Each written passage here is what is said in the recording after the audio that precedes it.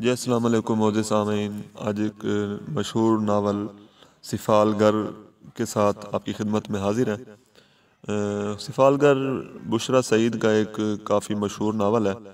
بشریٰ سعید جو کہ موجودہ دور کی معروف لکھاری اور خواتین کی ایک ہر دل عزیز مصنفہ ہیں، جو باقاعدگی سے خواتین کے جو چھپنے والے رسالے ہیں ان کے لیے لکھتی رہیں، اور یہ سفالگر بھی پہلے خواتین کے رسالوں میں شائع ہوا اور بعد میں کتابی شکل میں اس کو شائع کیا گیا۔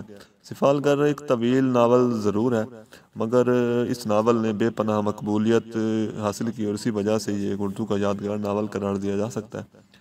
ناول کا جو انتساب ہے وہ روسی مصنف لیو ٹالسٹائی کا نام ہے۔ سفالگر کا لفظی معنی اگر دیکھا جائے تو مٹی سے مختلف چیزیں بنانے والے کا ہے۔ ناول میں بھی انسان اور معاشرے کی تعمیر اور بگاڑ کو خوبصورت اسلوب میں بیان کیا گیا ہے۔ کہانی میں انسانی زندگی کے اتار چڑھاؤ کا بھی ذکر ہے۔ اس کے علاوہ بشریٰ سعید کے مطابق ہمارا معاشرہ ایک ایسا سفالگر ہے، یعنی ایک ایسا کاریگر ہے جو کہ ہمارے معاشرے میں موجود جو مختلف کردار ہیں ان کو تخلیق کرتا ہے۔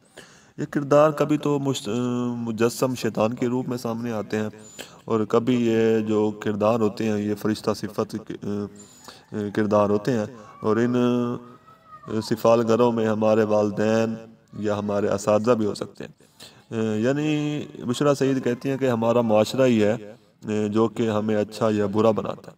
تو ناول کے جو کردار ہیں وہ اپنے ماحول، سماجی مرتبے کے نمائندہ کردار معلوم ہوتے ہیں، اور ناول میں جو ہے مختلف ادوار اور مختلف تہذیبوں کا ذکر کیا گیا ہے، اور اسی طرح مختلف تہذیبوں اور ادوار کے جو کردار ہیں ان کو ملا کے کہانی بیان کی گئی ہے۔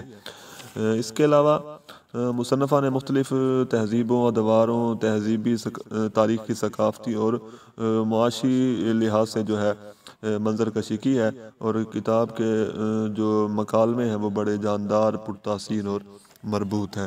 تو یہ ایک یاد رکھے جانے کے قابل تحریر ہے، جس کو پڑھ کے آپ کو کہیں کہیں پہ عمیر احمد یا نمر احمد کے سے انداز کا بھی آپ کو شبہ ہوتا ہے۔ شکریہ۔